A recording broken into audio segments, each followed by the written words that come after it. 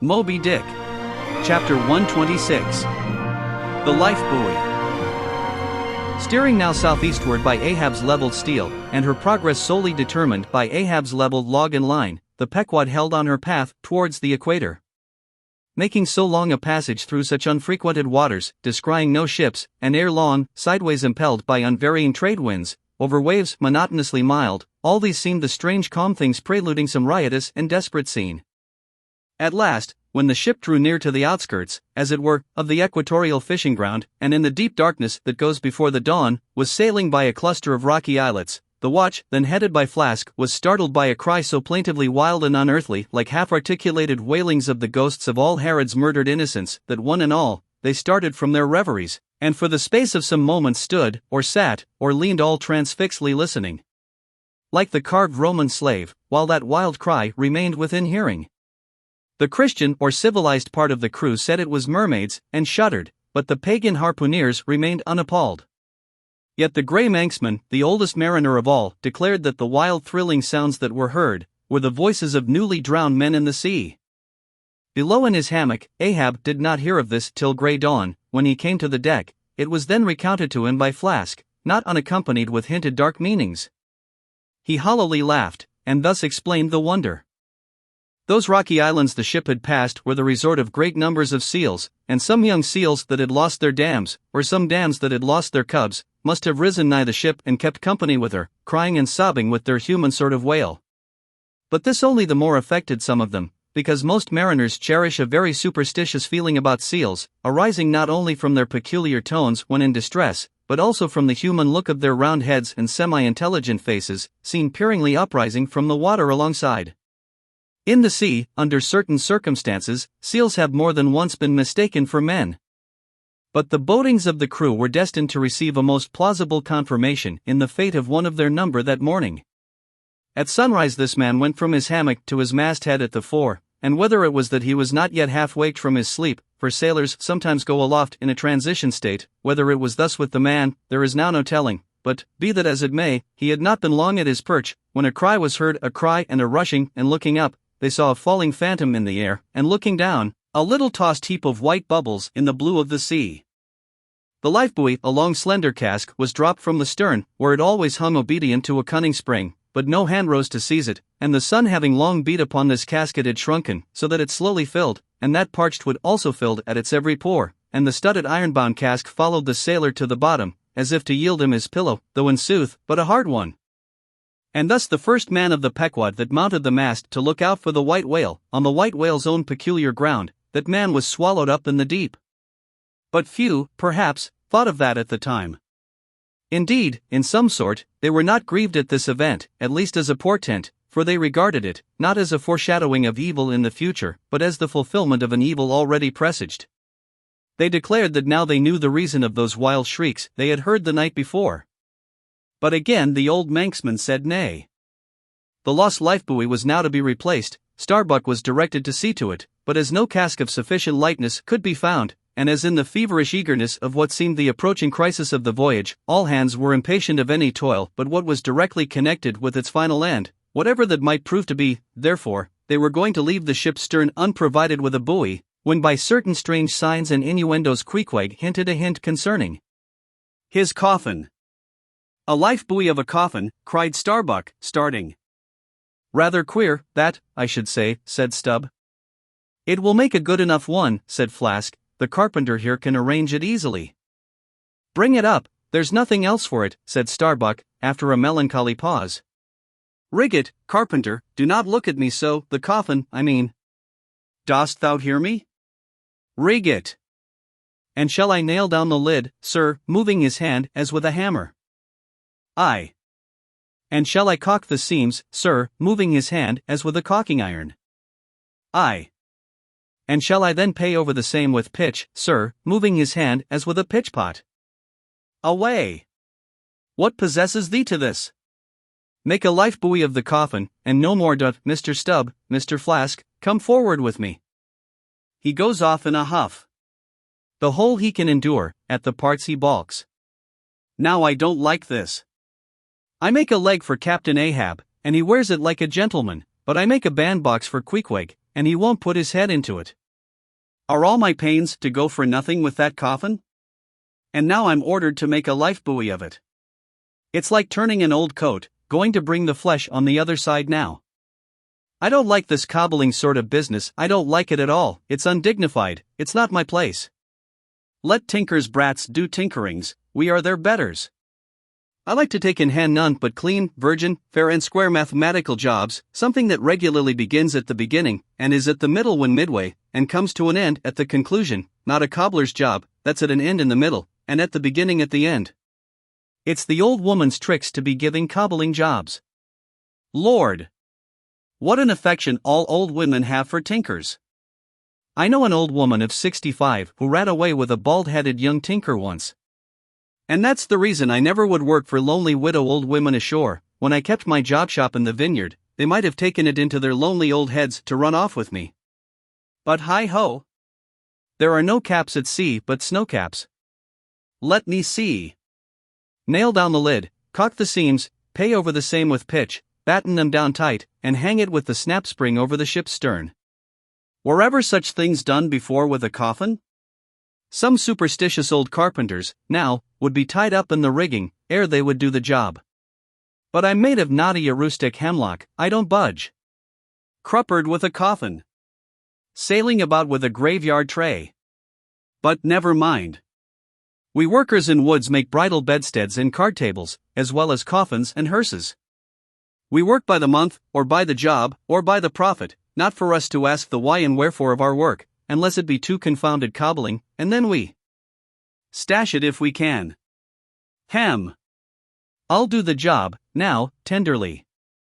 I'll have me, let's see, how many in the ship's company, all told? But I've forgotten. Anyway, I'll have me 30 separate, Turk's-headed lifelines, each 3 feet long hanging all round to the coffin. Then, if the hull go down, there'll be 30 lively fellows all fighting for one coffin, a sight not seen very often beneath the sun. Come hammer, caulking iron, pitch pot, and marling spike. Let's to it. Chapter 127. The Deck. The coffin laid upon 2 line tubs, between the vice bench and the open hatchway, the carpenter caulking its seams, the string of twisted oakum slowly unwinding from a large roll of it placed in the bosom of his frock. Ahab comes slowly from the cabin gangway, and here's Pip following him. Back, lad, I will be with ye again presently. He goes. Not this hand complies with my humor more genially than that boy at middle aisle of a church. What's here? Life buoy, sir. Mr. Starbuck's orders. Oh, look, sir. Beware the hatchway. Thank ye, man. Thy coffin lies handy to the vault. Sir? The hatchway? Oh. So it does, sir, so it does. Art not thou the leg-maker? Look, did not this stump come from thy shop? I believe it did, sir. Does the ferrule stand, sir? Well enough. But art thou not also the undertaker? Sir, I patched up this thing here as a coffin for Queequeg, but they've set me now to turning it into something else. Then tell me, art thou not an errant, all-grasping, intermeddling, monopolizing, heathenish old scamp, to be one day making legs, and the next day coffins to clap them in, and yet again life buoys out of those same coffins? Thou art as unprincipled as the gods, and as much of a jack of all trades. But I do not mean anything, sir. I do as I do. The gods again. Hark ye, dost thou not ever sing working about a coffin? The Titans, they say, hum snatches when chipping out the craters for volcanoes, and the grave digger in the play sings, spade in hand. Dost thou never? Sing, sir? Do I sing? Oh, I'm indifferent enough, sir, for that, but the reason why the grave digger made music must have been because there was none in his spade, sir. But the caulking mallet is full of it. Hark to it.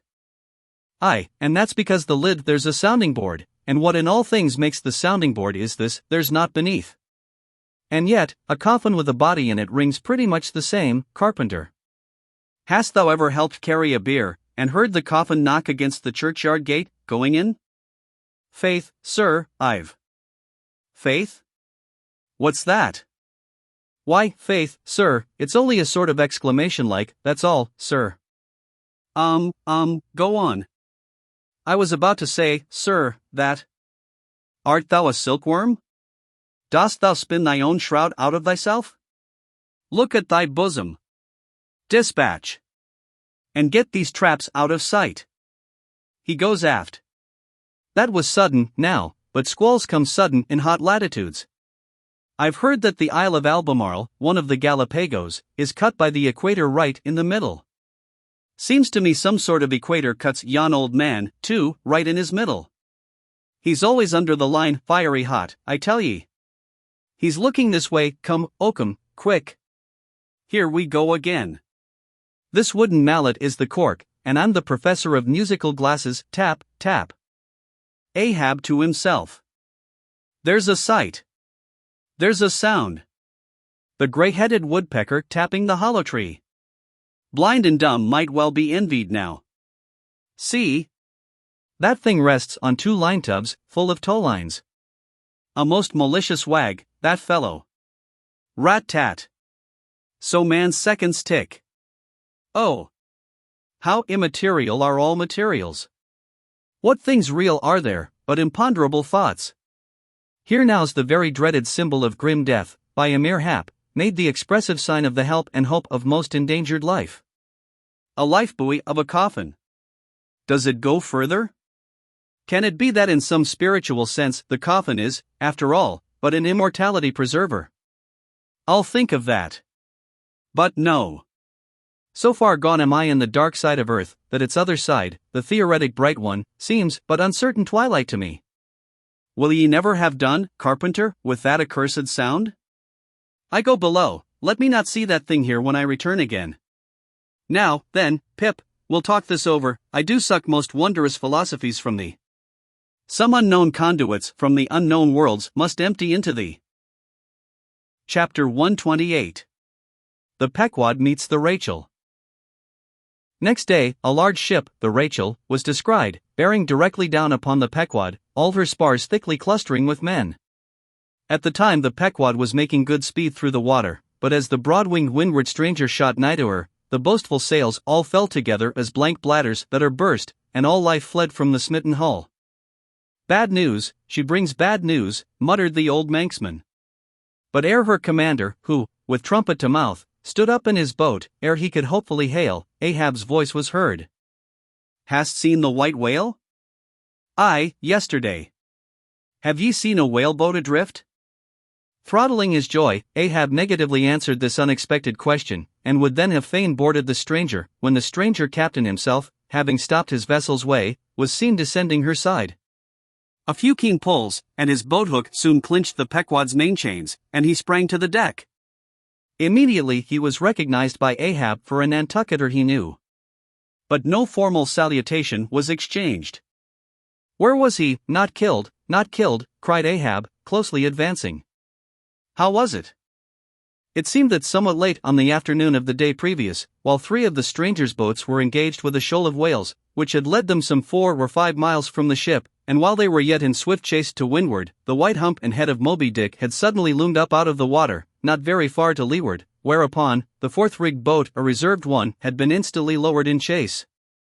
After a keen sail before the wind, this fourth boat, the swiftest keeled of all, seemed to have succeeded in fastening, at least, as well as the man at the masthead could tell anything about it. In the distance he saw the diminished dotted boat, and then a swift gleam of bubbling white water, and after that nothing more, whence it was concluded that the stricken whale must have indefinitely run away with his pursuers, as often happens. There was some apprehension, but no positive alarm, as yet. The recall signals were placed in the rigging, darkness came on, and forced to pick up her 3 far to windward boats ere going in quest of the fourth one in the precisely opposite direction. The ship had not only been necessitated to leave that boat to its fate till near midnight, but, for the time, to increase her distance from it. But the rest of her crew being at last safe aboard, she crowded all sail, stunsail on stunsail, after the missing boat, kindling a fire in her trypots for a beacon, and every other man aloft on the lookout. But though when she had thus sailed a sufficient distance to gain the presumed place of the absent ones when last seen, though she then paused to lower her spare boats to pull all around her, and not finding anything, had again dashed on, again paused, and lowered her boats, and though she had thus continued doing till daylight, yet not the least glimpse of the missing keel had been seen. The story told, the stranger captain immediately went on to reveal his object in boarding the Pequod. He desired that ship to unite with his own in the search, by sailing over the sea some 4 or 5 miles apart, on parallel lines, and so sweeping a double horizon, as it were.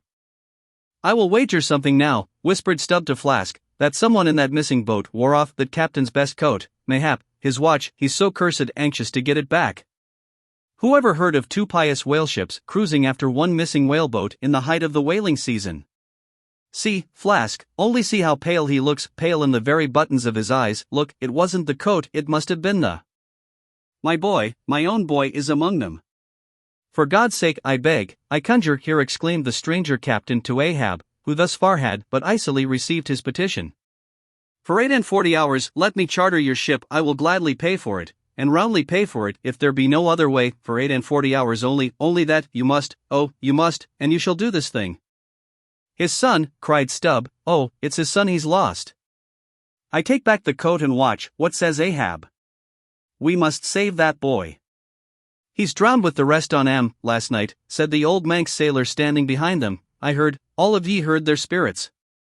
Now, as it shortly turned out, what made this incident of the Rachels the more melancholy, was the circumstance, that not only was one of the captain's sons among the number of the missing boat's crew, but among the number of the other boat's crews, at the same time, but on the other hand, separated from the ship during the dark vicissitudes of the chase, there had been still another son, as that for a time, the wretched father was plunged to the bottom of the cruelest perplexity, which was only solved for him by his chief mate's instinctively adopting the ordinary procedure of a whaleship in such emergencies, that is, when placed between jeopardized but divided boats, always to pick up the majority first.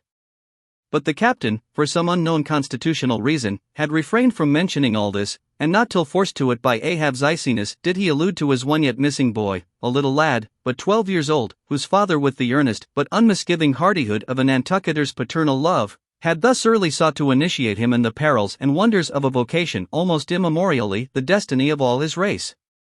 Nor does it unfrequently occur that Nantucket captains will send a son of such tender age away from them, for a protracted 3 or 4 years' voyage in some other ship than their own, so that their first knowledge of a whaleman's career shall be unenervated by any chance display of a father's natural but untimely partiality, or undue apprehensiveness and concern. Meantime, now the stranger was still beseeching his poor boon of Ahab, and Ahab still stood like an anvil, receiving every shock, but without the least quivering of his own. "I will not go," said the stranger, "till you say aye to me. Do to me as you would have me do to you in the like case. For you too have a boy, Captain Ahab, though but a child, and nestling safely at home now, a child of your old age too. Yes, you relent, I see it. Run, men, now, and stand by the square in the yards." "Avast," cried Ahab, "touch not a rope yarn." Then in a voice that prolongingly molded every word, "Captain Gardiner, I will not do it. Even now I lose time. Goodbye. God bless ye, man, and may I forgive myself, but I must go. Mr. Starbuck, look at the binnacle watch, and in 3 minutes from this present instant warn off all strangers, then brace forward again, and let the ship sail as before." Hurriedly turning, with averted face, he descended into his cabin, leaving the strange captain transfixed at this unconditional and utter rejection of his so earnest suit. But starting from his enchantment, Gardiner silently hurried to the side, more fell than stepped into his boat, and returned to his ship. Soon the two ships diverged their wakes, and long as the strange vessel was in view, she was seen to yaw hither and thither at every dark spot, however small, on the sea. This way and that her yards were swung round, starboard and larboard, she continued to tack. Now she beat against a head sea, and again it pushed her before it, while all the while, her masts and yards were thickly clustered with men, as 3 tall cherry trees, when the boys are cherrying among the boughs. But by her still halting course and winding, woeful way, you plainly saw that this ship that so wept with spray, still remained without comfort. She was Rachel, weeping for her children, because they were not. Chapter 129.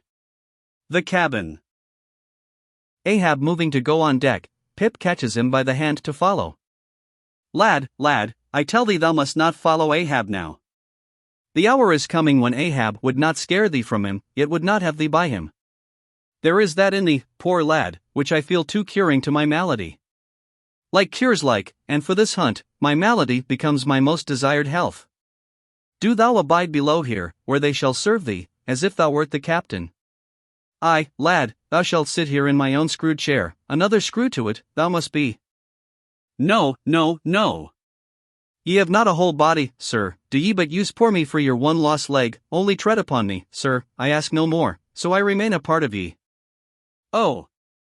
Spite of million villains, this makes me a bigot in the fadeless fidelity of man, and a black.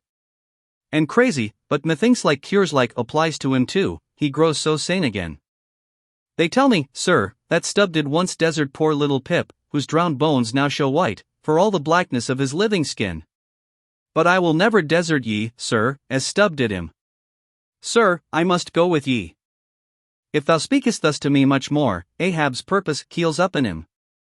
I tell thee no, it cannot be. O good master, master, master. Weep so, and I will murder thee. Have a care, for Ahab too is mad. Listen, and thou wilt often hear my ivory foot upon the deck, and still know that I am there. And now I quit thee. Thy hand, met. True art thou, lad, as the circumference to its center. So, God forever bless thee, and if it come to that, God forever save thee, let what will befall. Ahab goes, Pip steps one step forward. Here he this instant stood, I stand in his air, but I'm alone. Now were even poor Pip here I could endure it, but he's missing. Pip. Pip. Ding, dong, ding. Who's seen Pip? He must be up here, let's try the door. What? Neither lock, nor bolt, nor bar, and yet there's no opening it. It must be the spell, he told me to stay here, aye, and told me this screwed chair was mine. Here, then, I'll seat me, against the transom, in the ship's full middle, all her keel and her 3 masts, before me. Here, our old sailors say, in their black 74s great admirals sometimes sit at table, and lord it over rows of captains and lieutenants. Ha! What's this? Epaulettes. Epaulettes. The epaulettes all come crowding. Pass round the decanters, glad to see ye, fill up, messieurs. What an odd feeling, now, when a black boy's host to white men with gold lace upon their coats, messieurs, have ye seen one Pip, a little negro lad, 5 feet high, hangdog look, and cowardly? Jumped from a whaleboat once, seen him? No. Well then, fill up again, captains, and let's drink shame upon all cowards. I name no names. Shame upon them. Put one foot upon the table. Shame upon all cowards. Hist. Above there, I hear ivory, oh, master. Master. I am indeed downhearted when you walk over me. But here I'll stay, though the stern strikes rocks, and they bulge through, and oysters come to join me. Chapter 130. The Hat. And now that at the proper time and place, after so long and wide a preliminary cruise, Ahab, all other wailing waters swept, seemed to have chased his foe into an ocean-fold, to slay him the more securely there, now that he found himself hard by the very latitude and longitude where his tormenting wound had been inflicted, now that a vessel had been spoken which on the very day preceding had actually encountered Moby Dick, and now that all his successive meetings with various ships contrastingly concurred to show the demoniac indifference with which the white whale tore his hunters, whether sinning or sinned against, now it was that there lurked a something in the old man's eyes, which it was hardly sufferable for feeble souls to see. As the unsetting polar star, which through the livelong, Arctic, 6 months' night sustains its piercing, steady, central gaze, so Ahab's purpose now fixedly gleamed down upon the constant midnight of the gloomy crew. It domineered above them so, that all their bodings, doubts, misgivings, fears, were fain to hide beneath their souls, and not sprout forth a single spear or leaf. In this foreshadowing interval too, all humor, forced or natural, vanished. Stubb no more strove to raise a smile, Starbuck no more strove to check one. Alike, joy and sorrow, hope and fear, seemed ground to finest dust, and powdered, for the time, in the clamped mortar of Ahab's iron soul. Like machines, they dumbly moved about the deck, ever conscious that the old man's despot eye was on them. But did you deeply scan him in his more secret confidential hours, when he thought no glance but one was on him, then you would have seen that even as Ahab's eyes so awed the crew's, the inscrutable Parsi's glance awed his, or somehow, at least, in some wild way, at times affected it. Such an added, gliding strangeness began to invest the thin-fed Allah now, such ceaseless shudderings shook him, that the men looked dubious at him, half uncertain, as it seemed, whether indeed he were a mortal substance, or else a tremulous shadow cast upon the deck by some unseen being's body. And that shadow was always hovering there. For not by night, even, had Fedallah ever certainly been known to slumber, or go below. He would stand still for hours, but never sat or leaned. His wan but wondrous eyes did plainly say, "We two watchmen never rest." Nor, at any time, by night or day, could the mariners now step upon the deck, unless Ahab was before them, either standing in his pivot hole, or exactly pacing the planks between two undeviating limits, the mainmast and the mizzen, or else they saw him standing in the cabin scuttle, his living foot advanced upon the deck, as if to step, his hat slouched heavily over his eyes, so that however motionless he stood, however the days and nights were added on, that he had not swung in his hammock, yet. Hidden beneath that slouching hat, they could never tell unerringly whether, for all this, his eyes were really closed at times, or whether he was still intently scanning them. No matter, though he stood so in the scuttle for a whole hour on the stretch, and the unheated night damp gathered in beads of dew upon that stone-carved coat and hat. The clothes that the night had wet, the next day's sunshine dried upon him, and so, day after day, and night after night, he went no more beneath the planks. Whatever he wanted from the cabin, the thing he sent for. He ate in the same open air, that is, his two only meals, breakfast and dinner. Supper he never touched, nor reaped his beard, which darkly grew all gnarled, as unearthed roots of trees blown over, which still grow idly on a naked base, though perished in the upper verdure. But though his whole life was now become one watch on deck, and though the Parsi's mystic watch was without intermission as his own, yet these two never seemed to speak one man to the other unless at long intervals some passing unmomentous matter made it necessary. Though such a potent spell seemed secretly to join the twain, openly, and to the awe-struck crew, they seemed pole-like asunder. If by day they chanced to speak one word, by night, dumb men were both, so far as concerned the slightest verbal interchange. At times, for longest hours, without a single hail, they stood far parted in the starlight, Ahab in his scuttle, the Parsi by the mainmast, but still fixedly gazing upon each other, as if in the Parsi Ahab sought his forethrown shadow, in Ahab the Parsi his abandoned substance. And yet, somehow, did Ahab in his own proper self, as daily, hourly, and every instant, commandingly revealed to his subordinates, Ahab seemed an independent lord, the Parsi but his slave. Still again both seemed yoked together, and an unseen tyrant driving them, the lean shade sighting the solid rib. For be this Parsi what he may, all rib and keel was solid Ahab. At the first faintest glimmering of the dawn, his iron voice was heard from aft, "Man the mastheads." And all through the day, till after sunset and after twilight, the same voice every hour, at the striking of the helmsman's bell, was heard, "What d'ye see, sharp? Sharp." But when 3 or 4 days had slided by, after meeting the children seeking Rachel, and no spout had yet been seen, the monomaniac old man seemed distrustful of his crew's fidelity, at least, of nearly all except the pagan harpooneers. He seemed to doubt, even, whether Stubb and Flask might not willingly overlook the sight he sought. But if these suspicions were really his, he sagaciously refrained from verbally expressing them, however his actions might seem to hint them. "I will have the first sight of the whale myself," he said.